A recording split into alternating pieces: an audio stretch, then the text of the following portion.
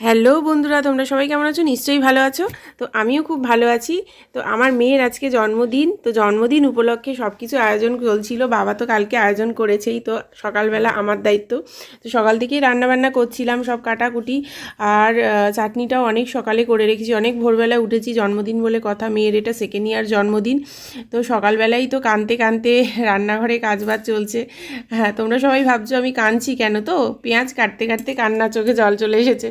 তো কী করবো, চোখে জল আসলে কিছু করার নেই। পেঁয়াজ কাটতে গেলে সবারই চোখে জল আসে, তো আমারও এসেছে। তো সকালবেলাই সব জোগাড় করে রেখেছি, রান্না করেছি দুপুরবেলা। কিন্তু সকাল থেকে যেহেতু মেয়ে উঠলে আর আমি কিছুই করতে পারবো না, তো সেই জন্য যতটা পেরেছি করে রেখেছি। চাটনি, শুধু চাটনিটা করে রেখেছি, আর বাদবাকি সব দুপুরবেলা রান্নাবান্না করেছি। তো দুপুরে রান্না করেছি, কিন্তু সকালবেলা আমি ভোরবেলা উঠে সব জোগাড় করে রেখেছি।